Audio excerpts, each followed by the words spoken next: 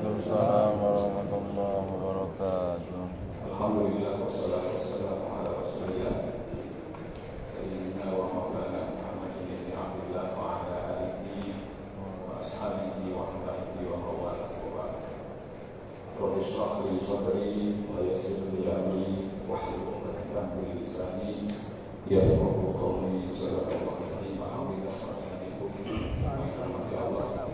Pada subuh yang baik ini insyaallah kita akan kembali meneruskan kajian kita.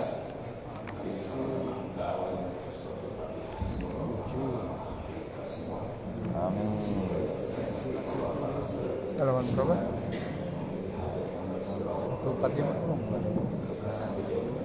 160. Hah? 160. 160.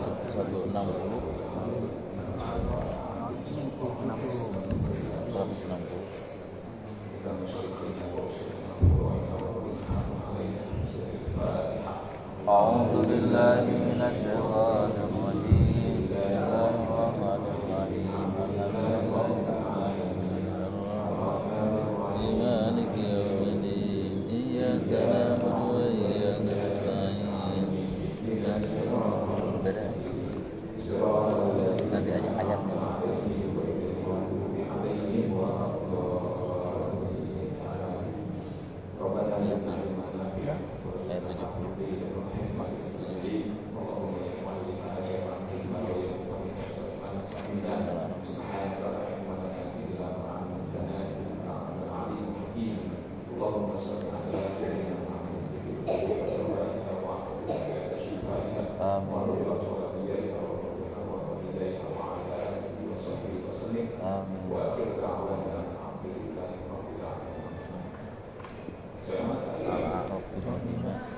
75.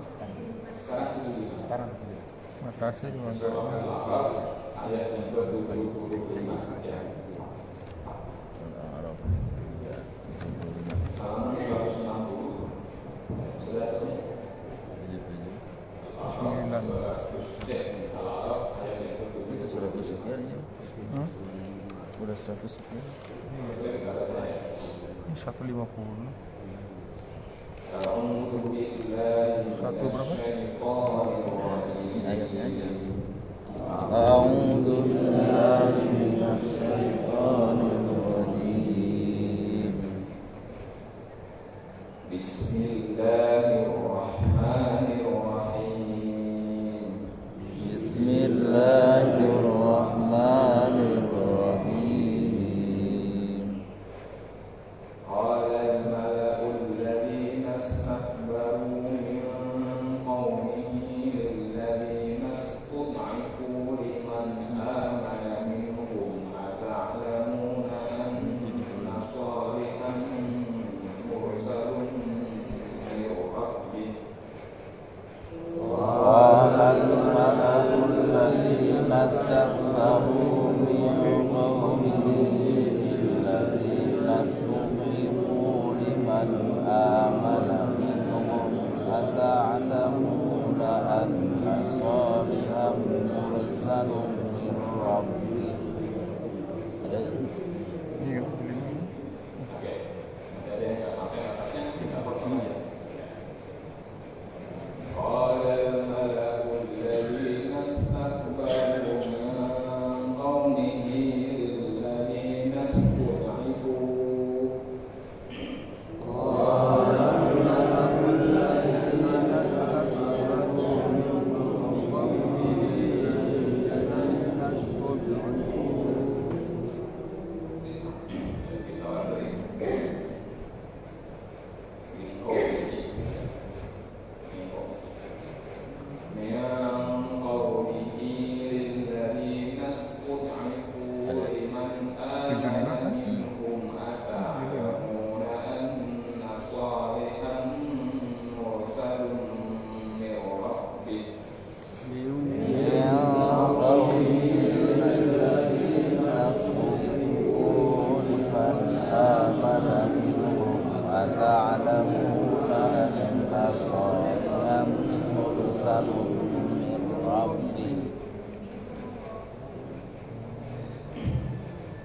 Qalu inna bima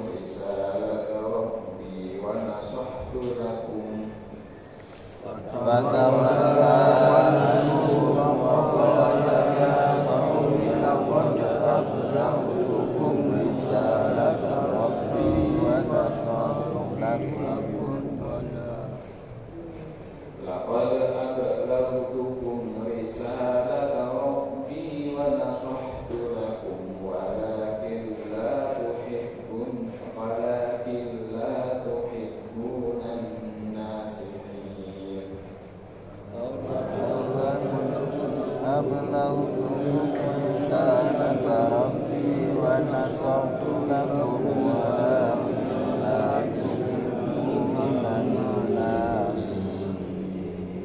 صدق الله العظيم.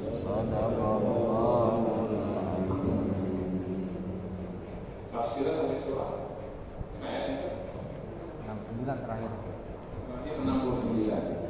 Iya. Iya. 69. Sekarang 70 ya. Nah, 70. Bismillahirrahmanirrahim.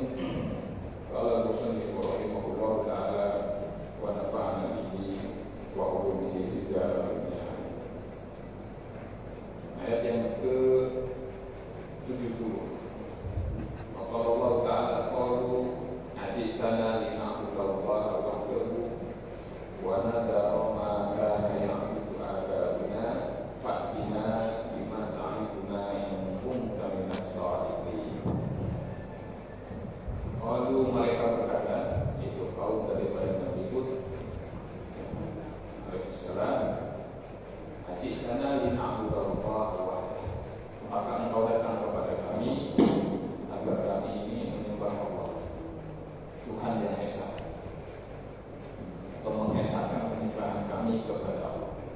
Wa nawara maka dari abudu abadina, dan agar kami meninggalkan apa yang disembah oleh para leluhur kami. Jawaban orang-orang kafir ketika mereka diajak oleh Nabi Hud alaihissalam untuk mengesahkan atau mentauhidkan Allah dan meninggalkan penyembahan terhadap berhala. Dan mereka menjawab di sini bahwasanya penyembahan terhadap berhala itu sudah ditegakkan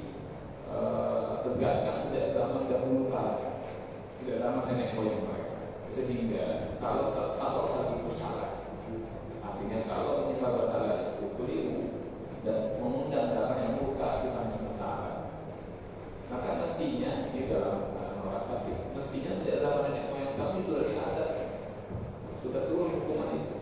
Kalau itu salah, kalau adanya memang itu diancam. Karena kata Nabi ketika menyerukan dakwah untuk menyembah Allah, mereka mengatakan sembahlah Allah, begitu kan? Jangan sembah berhala. Ini akan mengundang azabnya Allah, ini dimurkai oleh Allah. Nah, maka mereka menggunakan logika itu.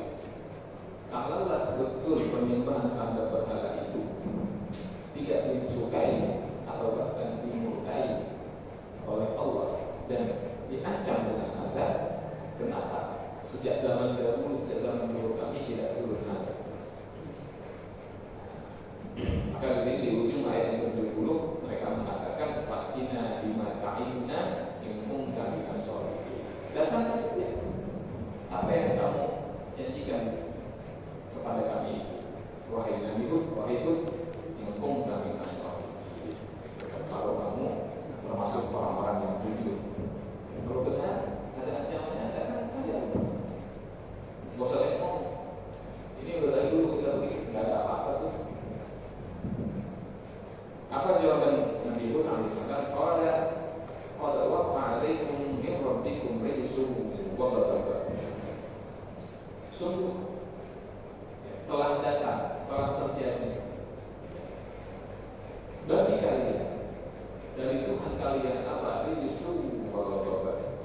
Bentuk kemurkaan. Rijsun itu secara harfiah artinya kotor ya, atau kebencian. Kebencian sesuatu itu dianggap karena huruf najis itu karena dia kotor atau benci. Di sini berarti Nabi Hud alaihissalam mengidentikan penyembahan terhadap berhala dan pembakaran itu seperti kotoran, sesuatu kita tidak suka. Sebagaimana iman dalam banyak keterangan termasuk hadis Nabi, iman itu diidentikan dengan kebersihan dan kesucian. Maka kekufuran itu identik dengan kekotoran atau sesuatu yang kita benci. Kalau baju kita kena kotoran, maaf, kena feses, kita nggak suka, kita jijik. Masa hati kita yang dihinggapi kekotoran juga biasa saja. Jadi ada yang namanya kotoran batin, ya ada yang namanya kotoran lahiriah. Islam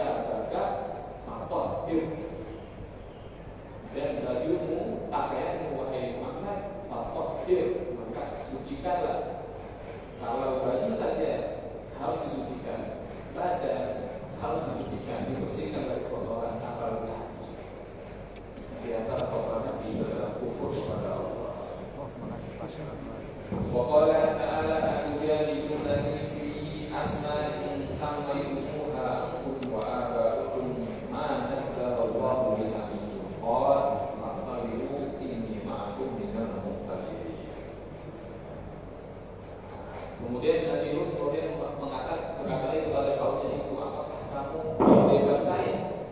Apakah kamu mendebat saya tentang berhala-berhala yang itu semua adalah makhluk-makhluk yang kamu beri nama sendiri? Kamu kasih nama dewaan.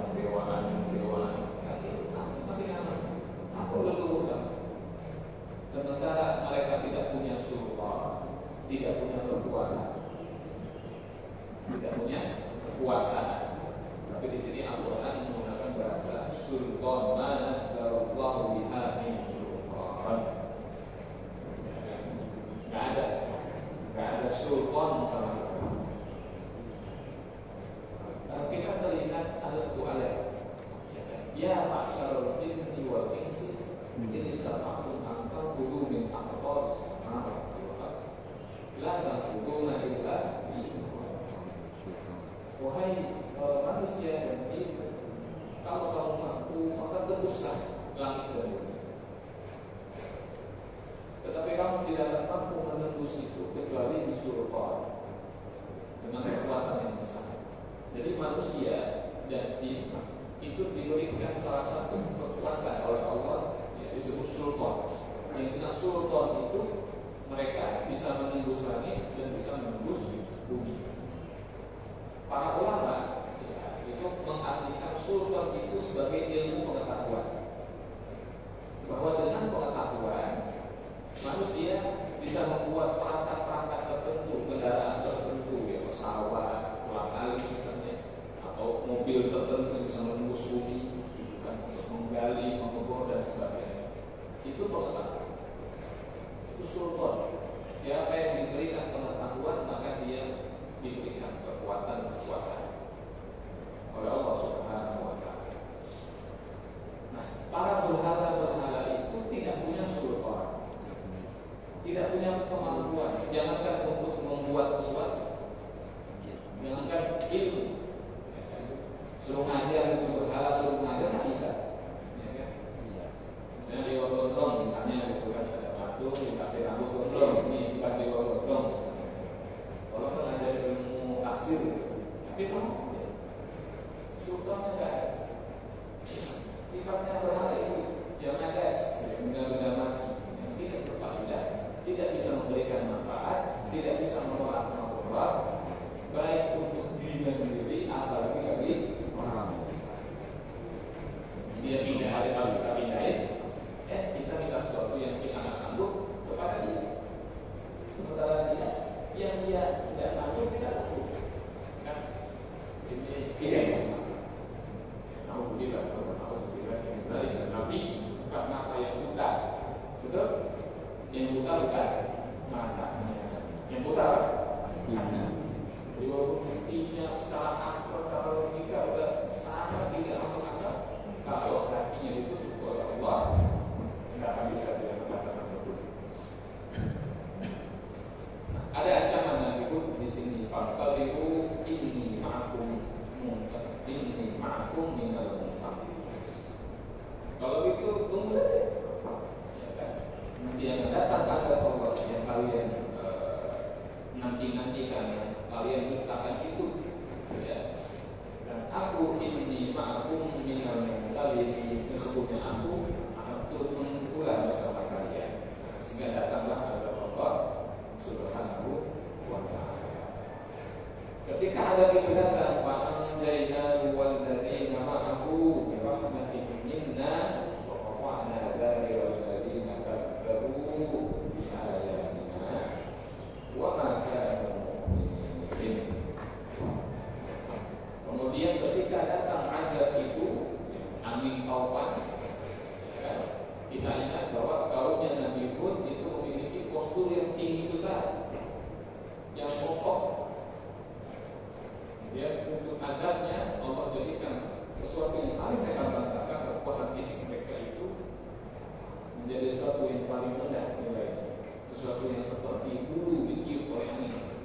Mereka berterbangan. Kalau dulu di Indonesia ini sebelum banyak bangunan tinggi, kalau ada angin yang kencang, kita bisa lihat kalau mata itu meniup-niup, ya, atau satu oleh angin gitu kan, ke kanan ke kiri, tapi tetap tidak terganggu.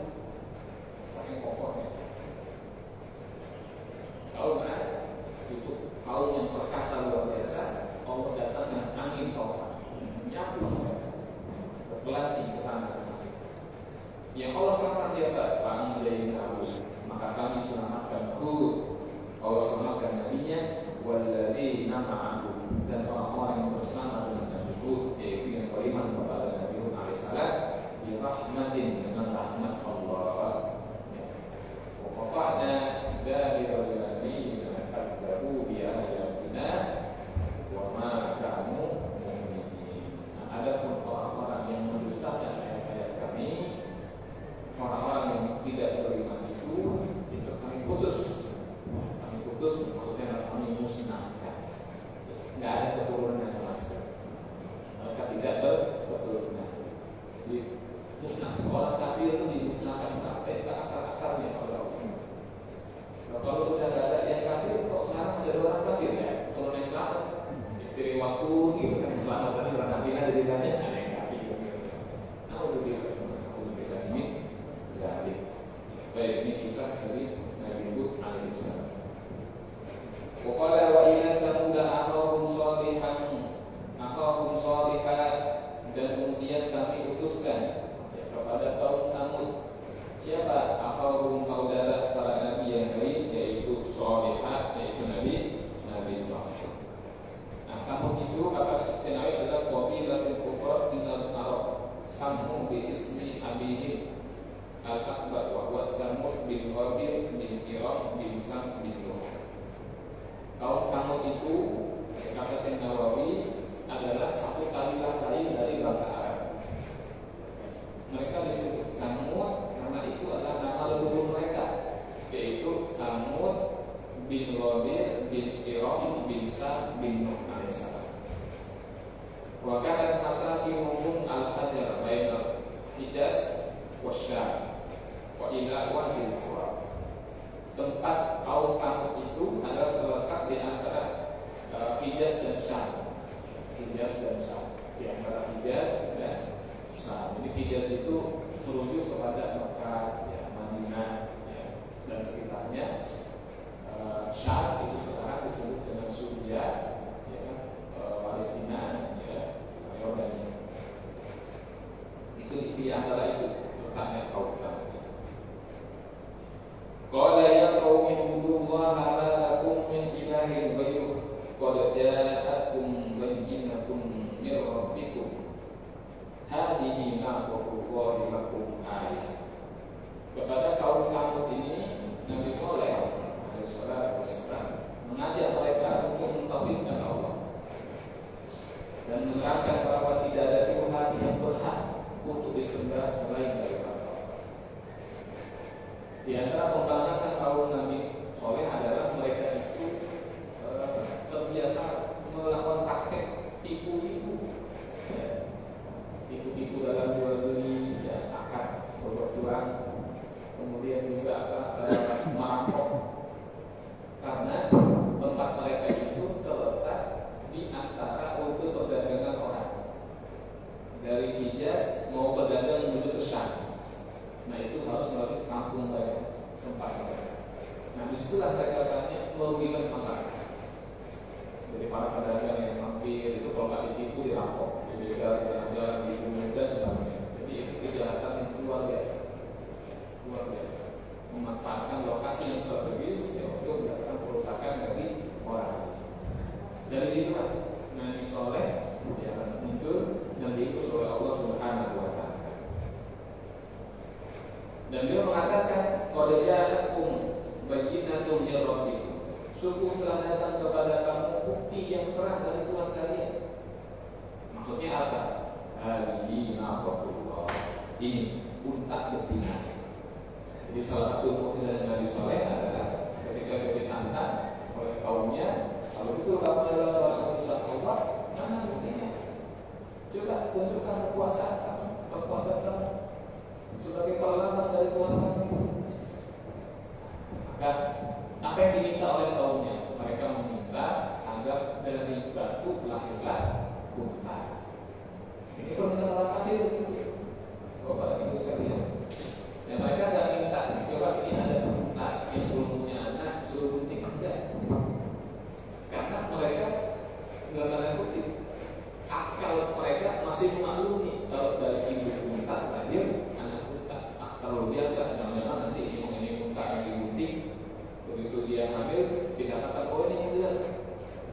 Jangan kasih peluang bagi soleh untuk menunjukkan kebenaran menurutnya. Kasih juga pilihan yang tidak akan mungkin terjadi menurut akal manusia. Maka coba dari batu besar ini bisa nggak kami gunakan? Pertanyaan itu bukan pertanyaan meminta benar, tetapi pertanyaan yang dari awal niatnya adalah merendahkan atau mengejek. Jadi seperti seorang yang pandai, yang ahli berkata kepada orang yang bodoh, coba kamu sebutkan, ya kan, 10 ayat terakhir dari surah Al-Kahfi juga. Itu bukan bertanya, itu dia merendahkan. Karena dia tahu orang itu nggak bisa menjawab itu. Berarti pulang yang nggak bisa. Guru alat aja nggak kenal, disuruh menghafalkan, menyebut secara hafalan 10 ayat terakhir dari surah Al-Kahfi. Masih pula itu tanyakan, itu bukan bertanya, itu namanya menghina. Akan orang kafir tidak masuk, nggak mungkin yang namanya dari batu lahir unta, itu nggak mungkin. Kenapa betul keluarnya? Ternyata apa? Dengan izin Allah berjaya. Maka kata Syekh Nawawi, yang namanya penciptaan tidak mesti selaras. Tidak mesti selaras. Ini ibarat orang sakit, si A sakit, si B sakit. Logikanya, kalau berobat sama-sama sembuh, ya kan? Namanya berobat kan saling ada sembuh. Tapi realitanya di kehidupan kita, si A sakit, si B sakit, sakitnya sama, gejalanya sama, pergi ke rumah sakit yang sama, dokternya juga sama, obatnya sama, aturan pakainya sama. Si A mati, si B sembuh. Karena mungkin ada sebab, ada akibat, gitu kan? Ada. Kadang-kadang ada sebab, tapi tidak ada akibat. Dia ada sebabnya minum obat, tapi tidak ada akibatnya, tidak ada kesembuhan, yang ada malah meninggal. Terjadi. Ada lagi yang ada akibat tanpa sebab. Manusia, perempuan, istri, wanita itu hamil, itu akibat. Ada sebabnya? Ada sebabnya. Kenapa dia bisa hamil? Ada sebab. Mesti ada sebab. Tapi apakah harus selalu ada sebab? Enggak juga. Sayyidah Maryam itu menanggung akibat tanpa sebab. Hamil, tetapi tanpa proses hubungan dada. Ada akibat, tapi tidak ada sebab. Kadang-kadang ada sebab tertentu melakukan akibat tertentu yang akibat itu sama dengan sebabnya. Kita manusia, laki-laki menikah sama istri kita, manusia apa sih kita? Manusia kan? Kita punya anak. Manusia apa sih? Manusia. Nah, jadi ini sebabnya manusia, akibat juga manusia. Sebabnya adalah kambing, bapaknya kambing, ibunya kambing, punya anak kambing. Itu sama akur namanya, sebab sama akibat akur, selaras. Tapi nggak mesti juga. Buktinya apa? Bukan lagi sore. Batu menjadi anak unta, menjadi unta. Ini udah lain benda ini. Yang batu benda mati, yang akibatnya malah makhluk hidup. Nah, jadi kadang-kadang hukum alam itu letakkan tidak 100% harus wah ini pasti begini, enggak. Atau bagaimana Allah menciptakan dunia, menciptakan langit dan bumi itu dari air. Makhluk pertama yang Allah ciptakan adalah air. Dari air itu kita langit, bumi, pohon dan sebagainya. Jadi tentang hukum penciptaan itu jangan diikat dengan sebuah kepastian akal semata. Jadi nanti kalau seandainya saya sudah ikuti langkah-langkah ini, sudah pilih tempat yang paling strategis, remote area, sudah menyediakan menu yang paling laris, yang paling viral, sudah maksimal dalam memberikan pelayanan, iklan, promosi, kok masih bangkrut juga misalnya, masih gagal juga nih usaha saya. Karena itu, karena Allah yang punya hikmah. Ya, orang mukmin dia beriman kepada takdirnya Allah yang baik ataupun yang buruk. Itu Nabi SAW dengan izin Allah. Ini unta dari Allah adalah tanda kekuasaan Allah. Maka kata beliau apa? Biarkan unta ini, jangan diganggu. Kalau berani mengganggu, akan datang hukuman dari Allah. Sebetulnya ketika orang-orang kafir itu melihat ada anak unta yang muncul dari batu, hati mereka sudah getar. Wah, ternyata bisa. Jangan-jangan ini luar biasa nih. Jangan benar si soleh ini. Maka mereka segera, walaupun tidak diakui secara publik, tetapi diam-diam seakan-akan mereka semua sepakat kita nggak boleh ganggu untanya Saleh. Udah, jangan benar. Jadi dari lagi. Bahkan itu tidak hanya berlaku kepada manusianya. Mereka juga punya banyak unta. Unta-unta mereka itu, kalau untanya dari sore lagi jalan ke suatu tempat makan rumput, itu unta yang lain nggak lagi dekat, tidak lagi mendekat. Mereka memburu. Setelah untanya dari sore pergi, nah baru mereka benar-benar datang ke unta makan di situ. Nanti habis makan perlu minum, kalau nggak seret ya. Unta dari sore minum di sumur, yang lain memburu. Unta-unta itu nggak mendekat, mau dipukul, mau digiring, ditarik nggak mau. Pokoknya emoh gitu, nggak mau, mual gitu, nggak mau. Begitu unta dari sore barulah unta lain dari itu berlangsung beberapa saat, beberapa lama, sampai kemudian mulai itu sebagai orang kasar kusuk. Jadi kalau ini lama-lama unta kita kurus-kurus semua, karena semua rumput-rumput yang segar yang mudah berinakan sama si sore. Lihat tempat kita tuh, tinggal sisa berkumpulan banyak berbondong-bondong. Tapi bagaimana? Tapi baru kasar kusuk aja, gosip di warung kopi begitu kira-kira gitu kan. Nah, ada yang berani ngambil tindakan. Sampai kapan? Sampai tiba-tiba. Nah, inilah ya. Ada seorang perempuan ya kan, yang dia juga orang yang kaya, punya banyak aset, punya banyak unta, cantik. Dia berkata kepada orang-orang itu, siapa yang berani membunuh untanya Soleh, akan saya kasih uang.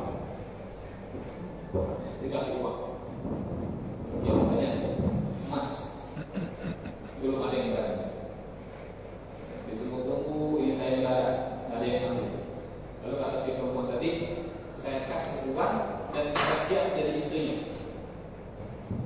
Jadi hadiahnya tadi itu, baru, ya kan? Biasa itu, ya kan? Nah, itu dikatakan maka ada seorang pemuda ya kan? Yang badannya paling gagah, paling perkasa. Dia yang ngomong, saya siap. Demi mendapatkan uang dan uang. Inilah ujian laki-laki, harta, tahta, wanita. Makanya orang sesukses apapun kalau laki-laki, kalau tidak hati-hati ya, dengan harta, dengan kekuasaan atau dengan wanita, itu paling dia dengan wanita. Ya, toh laki-laki juga. Ya. Maka oleh semua tadi diambil unta Nabi Soleh tadi dan disembelih. Begitu sembelih nggak ada apa-apa pun, udah pada happy. Ya, karena merasa tidak ada apa-apa.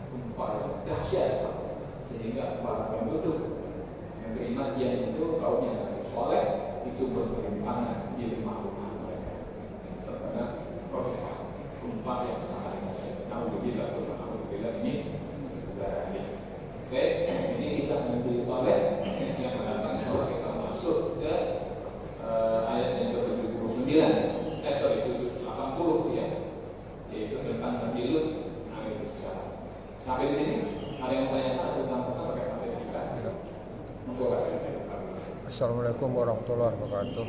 Waalaikumsalam warahmatullahi wabarakatuh. Kalau keilmuan dulu kan katanya kan dari pihak orang kafir belum punya keilmuan ya. Terus yang punya tuh dari orang yang Islam gitu kan tadi. Mengenai ilmu perbintangan gitu, masalah waktu. Kalau dari dulu sebelum Muhammad udah ada tahun Masehi. Sementara harinya Senin sampai Jumat, terus hari dari Hijriah juga ada pakai Senin hari Jumat juga kan. Terus sholat Jumat kita tetap pakai dari Masehi. Itu kecocokannya dari mana, Ustaz? Tentang kalender berarti ya.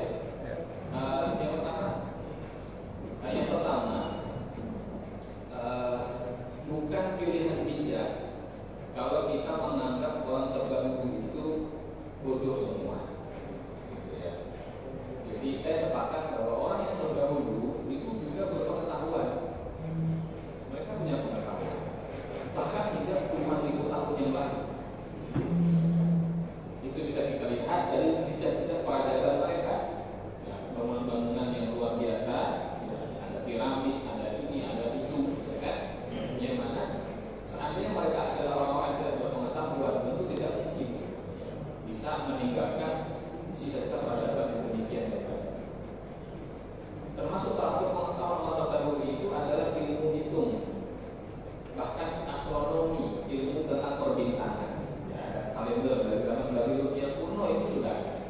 Ya, yaitu kalender suku Maya, ya kan, itu juga ada menggunakan pergerakan matahari atau kalender Syamsiah. Nah, dalam Islam ada istilah kalender Hijriah, itu kalender Qamariyah. Bedanya apa?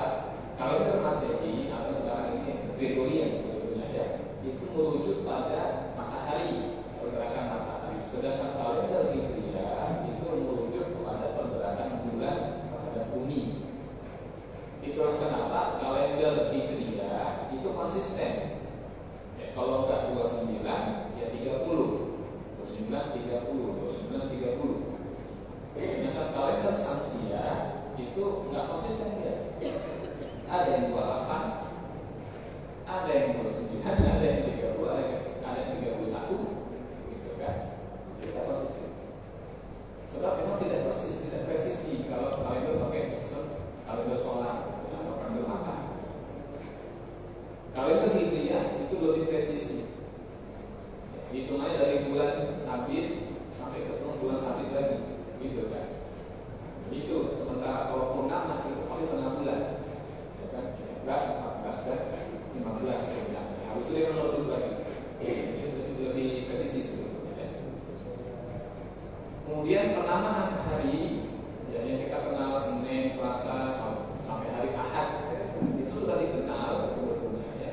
Sudah dikenal bahkan sejak zaman Jahiliyah. Ya, sudah dikenal sejak zaman Jahiliyah. Yang hari Ahad itu sudah ada.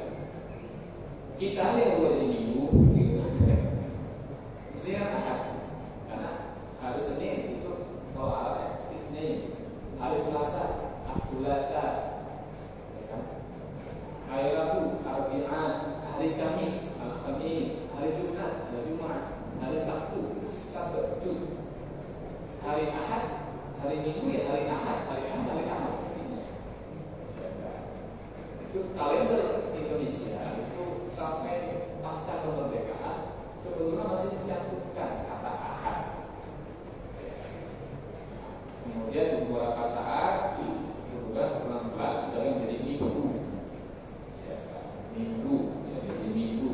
Ini ada yang mengatakan secara teori itu merujuk kepada nama salah satu orang yang dihormati dalam tradisi orang Katolik, yaitu Santo Domingos. Karena pada hari itu mereka beribadah, maka hari Ahad itu disebut sebagai hari Minggu. Ya kan?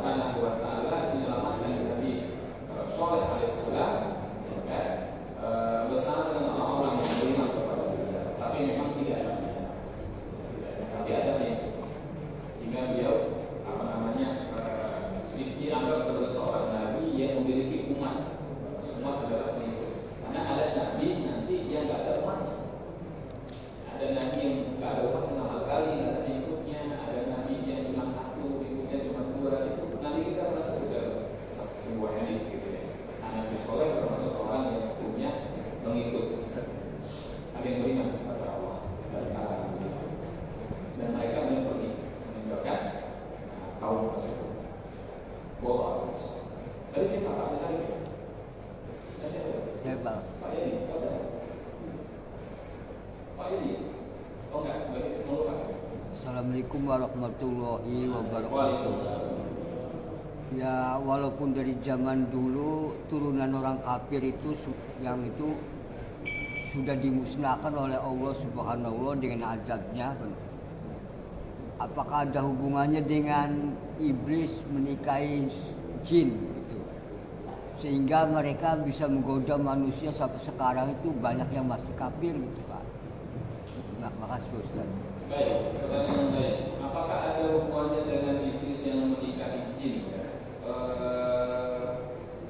Saya rasa kalau hubungan langsung tidak ada. Tapi pada akhirnya setiap terjadi pembangkangan di kalangan Bani Adam pasti tidak lepas dari tipu daya, bujukan dan rayuan setan. Yang mana setan itu adalah keturunan daripada iblis. Kita sama tahu bahwa iblis itu laki-laki, dia jantan laki-laki gitu kan. Dia diusir gitu kan. Dia beranak pinak setelah dia mengakui jin perempuan yang kafir.